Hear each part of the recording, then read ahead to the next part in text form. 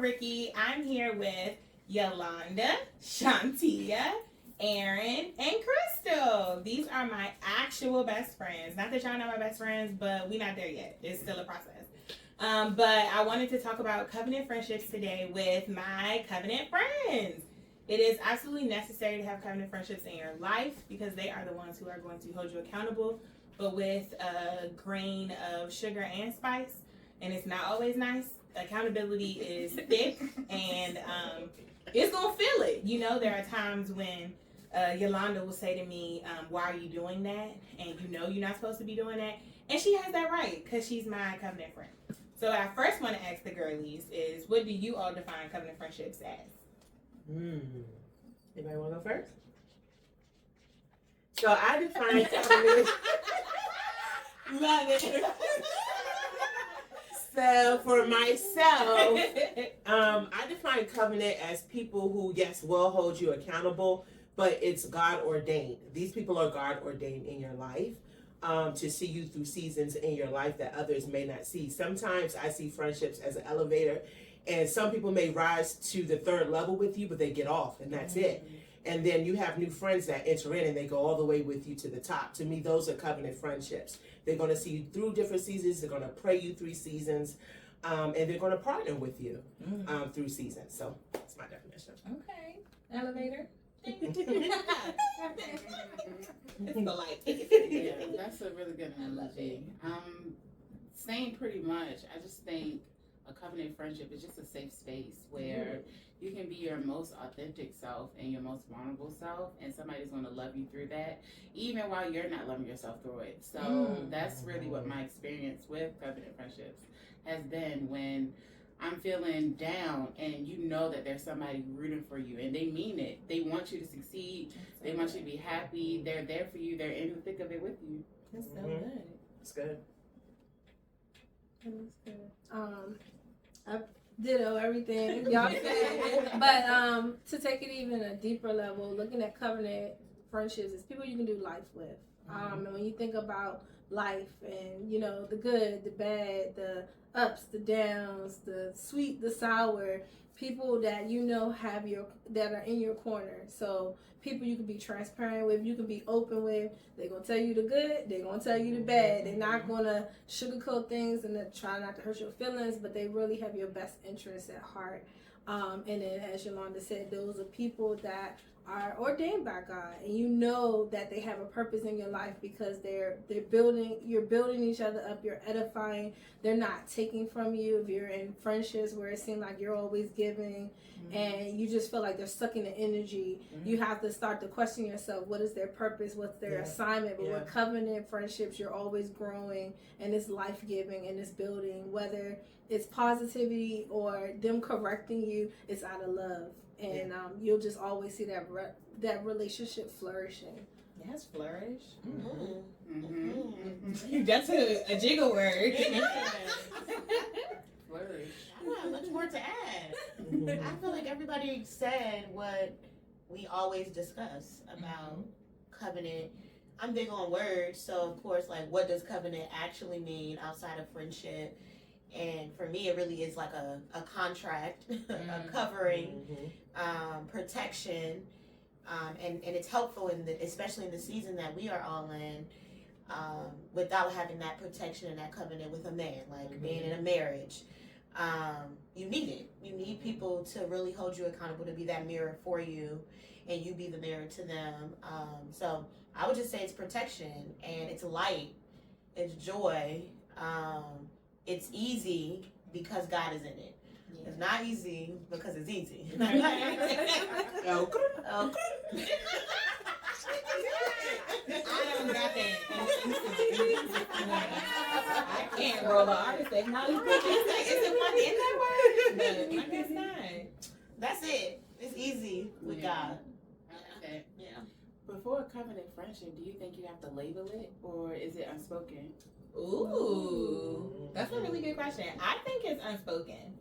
It's like definitely a feeling. I feel like you know when God has sent someone in your life because they are literally puzzle piecing into something that you didn't even know was missing or needed, and it's like the only person who would know that it's God. And But I do think that there's a point where you should acknowledge it, just like a relationship. Like, oh, this person feels like, oh, this is it. But like needing to also say, like, you, my man, don't be playing in this street. You gotta define a relationship. So it's like, you gotta define a covenant friendship, because it's like, hey, friend, I know that this about to be a hard conversation we maybe have to have, or hey, friend, I know you feeling far away, but that's not what God did here. So skirt, come back. Or if it's even like from a perspective of something wonderful and nice, like, thank you so much for being my covenant friend. Like, you covered me in this way, in this space, that I need you to know that you're not just my friend. You are a friend that got sent to me, for me. So I think you gotta feel it first and then define it, just like a relationship. Yeah. I didn't even know the covenant friend language or anything. Like, that wasn't something that was a part of my vocabulary. I think there was a message at church and the pastor talked about covenant friendships, and then that's what I started labeling them. I'm not saying that I didn't have covenant friends, but that's not what I labeled it. You know, like, that wasn't a part of my vocabulary. And then when I learned more about it, it's like, oh, I do have people who I want to hold me accountable and who desire to know me, truly know me beyond, you know, just the Sunday morning, or know me beyond work, or know me beyond silly Crystal, but like want to know who I am in depth. And then I started really understanding what covenant meant. Once I figured that out, then it's like, oh, let me assess my friendship circles and see. And then I think we throw the word out, but I don't think I've ever like defined it. Like, hey, you want to be my covenant friend? I don't think it happened like that. I think it happened, and then we started saying like, we would just say it out of nowhere, like, yeah, we covenant friends. But not like, hey sis, we're gonna be. Always want me to show. It's always going to be the show that she is giftable. Always a shimmy. Okay, now I have a question. What is the hardest part about being a covenant friend? Yeah. Like, for consistency. Ooh. I struggle with it for myself. That's being so good. consistent for somebody else, like, So in spite of, you press through all of your insecurities and fear just for the strength of that other person, just because you want them to go forth and be successful. You kind of gotta like put yourself aside a little bit, and we live our lives through our own lenses, so it's hard to do that and do it intentionally and consistently for somebody else. I mean, we're always gonna fall short because, you know, we're not perfect, but it's the effort and the intention and putting like, oh, I'm gonna be there for you through sickness and health. Like, that's really real. Yeah, listen, I'm gonna tell you about some sickness and health, okay? So your girl had COVID, like almost died COVID. And I remember like not telling anyone about my mom, because it's like, well, if I die, I don't want to like ruin everybody's day, you know, like it was like real bad. It was real bad. And it was, listen, I wasn't all the way healed. It was 2021. Things was different in my face. So sick, almost dying. And I remember Aaron like, hey, haven't heard from you. And it's just like, oh girl, just, you know, try not to die. And she's like, what? Like, who text that? And it's like, no, for real, like really sick with COVID. It's kind of dicey. Everything's crazy. Like, I don't know if I'm gonna make it. Love you. And literally she called and she's like, what? Ricky, stop playing with me. And like had a whole conversation. But after she hung up, I want to say it was the next day, there was a knock on the door, and I'm wheeling my little oxygen, trying to get to the door, and it's a delivery of food, and it wasn't just like food, it was like groceries, like you not gonna be able to go to the store, here's some teas, here's some soups, it was like gluten-free Oreos, because despite my best effort, I'm not doing gluten-free. I definitely have a gluten intolerance. She's been buying me gluten-free cakes every chance she gets. She always gonna give me gluten-free. I'm not supposed to have gluten, according to my. And she won't buy it for me since she found out. And it's like, ooh, gluten-free Oreos. She loved me so much.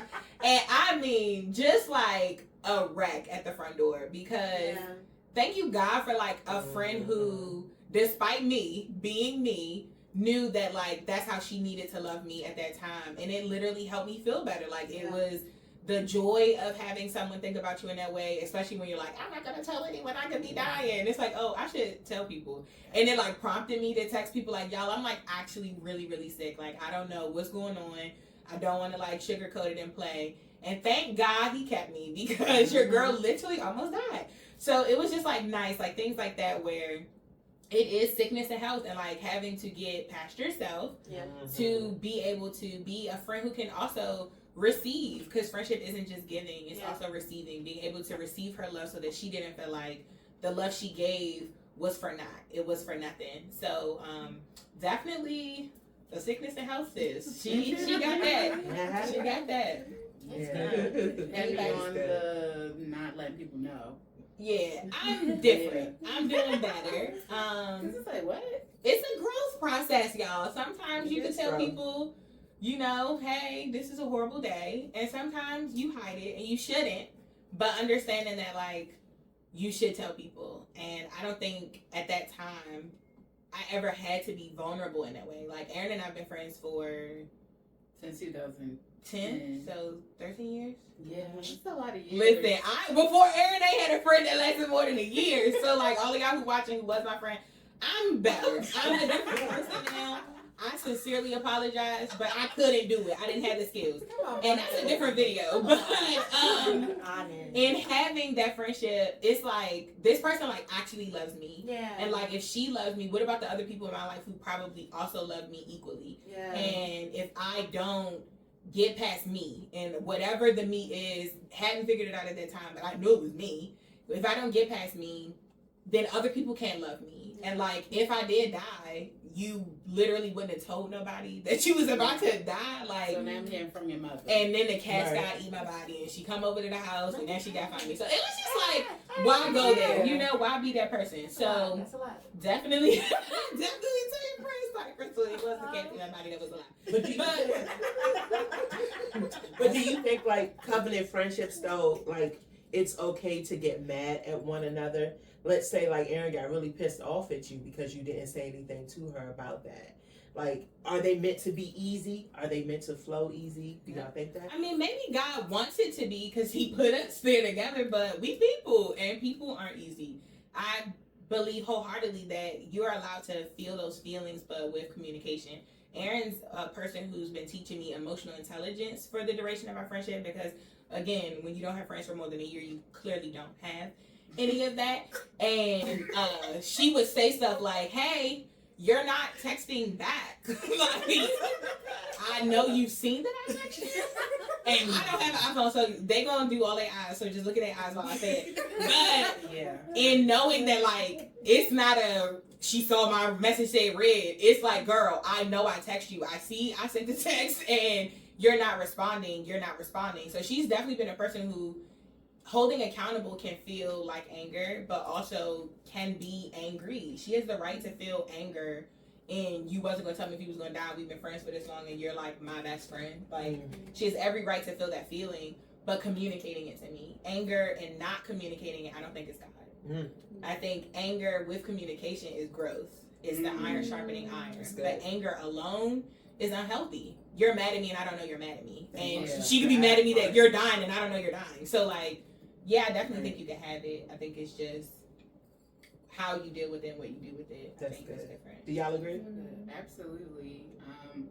There's been times where, like, even being surrounded by people and I'm not feeling well, and it's like, dang, ain't nobody checking on me, or they must don't care, or they don't see me and feel like, oh, they could, or I could use their help. And it's like, but did you ask for help? So it's like being transparent and communicating, like saying also, hey, I need something from you. And being okay if the person can't do it, but at least you told them, like, hey, I need this. That's good. And I had to grow up myself. I mean, just being in the 2010, like, a baby. Don't know nothing about nothing. Just navigating that with somebody that we're like elbow in elbow saying, well, we're going to do it together. We're going to figure it out together. And we've been fortunate to be on the same page. Where, I mean, of course, we got to get on each other's nerves because we're two different people outside of one body. Yeah. But we always talk about it. Even how hard it is. Do you all have any things that would have been hard for you being a covenant friend? Aaron said consistency. Yeah, You it's said hard. receiving, which was Yes, good. receiving. Ooh, I I like think that you said that. Thank you. You said being a covering friend or Yeah. receiving? Being a covenant friend. What's hard for you about being a I'm covenant with friend? Aaron on consistency because we be busy. Yeah. And You being got a life. If you covenant, you got a life. yes, full-time job, serving, all of the other things that you do for other people that's required because of work or because of other things. And developing friendships as you become an adult, it's difficult. It's difficult to maintain friendships with people that you've known forever. It's difficult to welcome new people in and then have to be present for them. So I'm with Aaron on the consistency. Also, fear of like, well, you said I'm your covenant friend, I can hold you accountable. But it's easy to say you can hold somebody accountable until they need to be held accountable. And then it's like, oh, well, they gave me permission, but like, really are they going to be upset? Like, you know, getting over people pleasing. So I think that it's both, and like the reason why it's difficult is because of myself and things that God is working through in me. But also, you said it, but do you mean it? Like you don't know some of this stuff until you actually go through it with them. And it's like, okay, I'm gonna send this message, or I'm gonna have this conversation, and I want you to know it's because I love you. But being able to have that maturity to say it and to care about your faith, to care about your heart, to care about the things that are going on in your life, and then say something. Like, that's hard. Mm-hmm. It's easy to kiki, laugh, have fun together, but it's like, oh, you wrong. Mm-hmm. And they're like, well, you was wrong yesterday. And it's like, well, you didn't tell me. This conversation's about you. That window of opportunity has closed. Yeah. That. You should have been courageous yesterday for this conversation. Don't courageous conversation today. It's hard. That's really good. I think that's good. I would probably say the same thing. Consistency seems to be the consistent theme here. Y'all getting the key. Right. So yes, that is for me. Especially like due to trauma in my past, I will always kind of isolate myself from people when I didn't want to be around people. And so now that I'm in a different mindset, a different season, and really going after God, He has given me covenant friendship. So trying to stay consistent with that sometimes is a bit challenging. I'm a huge texter. Most people know that about me, but it's like you need to call them sometimes too. And I'm like, she know I'm there. You know, so it's like trying to like get over that hurdle. But then also some of my covenant friendships are like me. They're very kind of type A. And so with a lot of us being under the same tutelage of our pastor, tutelage. Girl,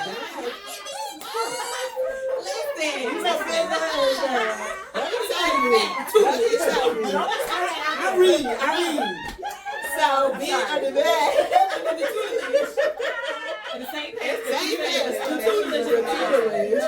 we know a lot of the same things. Our foundation is the same biblical, and so.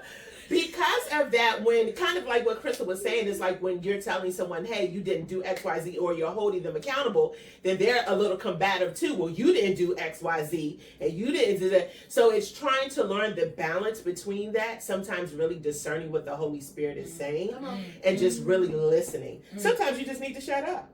And sometimes for Yolanda, that's a bit hard. So we're still working on that.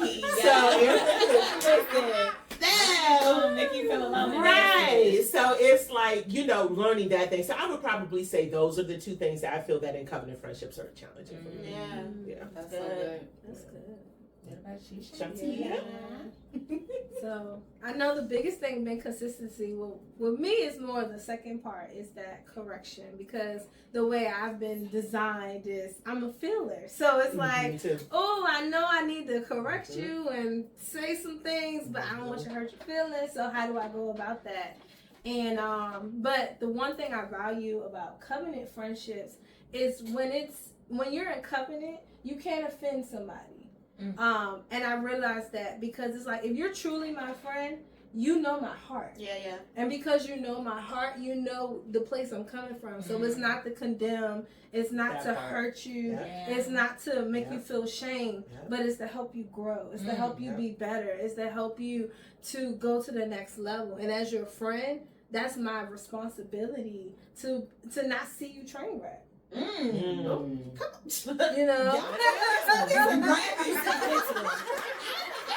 Petition, like, two of us gonna have to do like a little thing. Just for a little graduation. Yeah. On the head. You not gonna train like this, I see your friend. I don't know what you thought you was doing. That's the switch. I'm moving your track. Okay? You not crash for nobody. You better stop it. That's so good. So we only have a few minutes left, and my last question will be, what would you say is your favorite thing? Like if you had to give advice to someone who is watching about your favorite thing about being a covenant friend or having a covenant friend, what would you say? And you can choose either or. Safety. That's good. Yeah, definitely safety. This is new, you know, like really allowing someone to have all aspect to you, having to be vulnerable, transparent, share parts about you that they may not know, especially like getting to know you as an adult. So you got to share some old stuff and explain why this made me feel this way or why I'm responding this way. Like I can be in my head a lot, like who gonna be there, what's gonna be there, what's going on, I don't know, what, like they your friends, they not my friends, like all of these thoughts, and having friends be like, oh, I see you going crazy right now, the roller coaster. I think Rakia has said that to me before, like you on this roller coaster, I'm trying to get on it with you, but like let's talk, let me hear you, like having friends that allow you to kind of just be all that you are, and you not feel like I'm doing too much, I'm being too much. Like I literally get to be my full self. That's very complex, to have so many different sides and feel safe to be me, to respond the way that I am, to, you know, react the way that I am, to go into a, you know, my own little space, a wall of trying to protect myself, and knowing that like, oh, I no longer have to do that anymore. Like That's good. I don't have to protect myself because God sent me, you know, these women in my life, men in my life, people who really care about me, and I don't have to do it alone, and it's safe. So, yeah. Yeah. Not Chris. Well, we maybe go down the line. I'll just hop in and I'll say like joy. Like just knowing that there is somebody that is like really looking out for you, that you are like kikiing with, having a good time. You can still have the tough conversations. It's so hard to find that. That's true. And it's so many people that you may not connect with for some reason, but to find a person that you really connect with, that you can be your authentic self with, and you still feel safe with them, and it's just that joy that I feel, and I'm just so grateful for it. Come on, fruit. Right? And she's referring to fruits of the spirit. Not apples. Not apples. Not balloon. That's funny. For me, I would say openness. I think a lot of times when we think about the world, it's always some type of like fight. Like you feel like everything is against you. And so to be around people that you can be open with, that you can be like, hey, I'm not okay. Yeah, that's good. And you don't feel no judgment. And like you said, telling your story, like you was open and saying, hey, look, I feel like I'm about to die. And you know, it's not like, girl, you ain't about to die.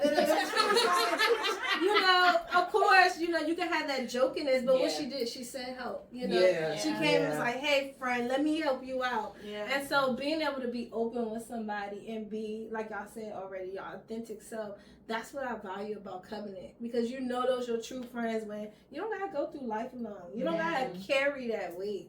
I know we've been talking about God, and it tells us to cast our burdens to Jesus, but it's also good, like sometimes I tell God, it's nice to know somebody physically present. I know he's there in the spirit, but it's nice to know I can, I can touch somebody. Touch and agree. Touch and agree. That's so good. That's it. I would say accountability. Ooh. I love the fact that I have people. Girl, Listen, collegiate. I ain't under that tutelage. What I was just saying, but go ahead. I'm sorry, guys. Accountability. I love this in the Chris. I said, I don't want that. Don't hold me accountable. God. Hold me, not accountable. Right. Hold me, not accountable. But that's the thing, though. Who wants to be held accountable? Right. Nobody. Yeah. So even though I don't like it, I like it because it challenges me. It challenges me to be the person that God called me to be. Yes. And especially in a single season, dating and looking to be married, it also holds you accountable as a single woman. Oh, you shouldn't watch that, or maybe you shouldn't do X, Y, and Z, and it's like, shut up. You know what I mean? But it's like the Holy Spirit, like, come on, this is true. She's telling you facts. Like, stop. So it's being held accountable, and I love that because your covenant friends are going to tell you like it is, even though you may not want to hear it, but you need to hear it. So I think that is really important. So for me. And then for me, I would say my favorite thing, I think it's been like the unlearning my bad behaviors to be prepared for room for good behaviors. I think that like everyone on this couch has definitely helped shape the person I get to be today in like a way that I would have never been able to be if I wasn't an unlearned person. If I didn't take out the stuff that was yucky and junky and create a space for good things where I could be held accountable and not act like a crazy person because you need accountability, where I could be in a place of openness and share really ugly things about myself because it's been ugly, where I can stop and snap you and what did Aaron say? No, I forgot. Oh no. I said Joy, that I could have joy and live the best parts of my life, and that I could have safety. That I ain't safe because look at my friends helping me. But no, for real, it's been an absolute privilege, and I will close this out by saying, if you do not currently have covenant friends and you are looking for some, definitely hop into our community, Besties, and share. Like, look for that. And if you are already plugged into a church, definitely get actually plugged into your church. Don't be a cord that's not fully plugged in, so you think you charging your phone and your phone's not charged. Get actually plugged in. So whatever your church does for how you get plugged in, get plugged in. If you are not going to a church, we definitely have resources on the website, Enough.ThePodcast, for you to be able to check out churches that we have all vetted. And if you are looking for a church in your area, there's absolutely a link for you to find churches that we are a part of that will vet a church in your area. And the last thing is, don't do life alone. It's kind of weird. We can tell when y'all doing life alone. And it shows. It's very evident. It gives a glow, and the glow is gray. I was gonna say it's like a Eeyore from Winnie the Pooh, and we want you to live your best Tigger life. We want you jumping around, full of joy, being bouncy, making all your rhymes rhyme. We want to see you thrive, and we can see you're not. So if you feel upset by that, then challenge me by making more friends. I love you. I'm excited for you. I can't wait for you to see the next video. We out. Bye.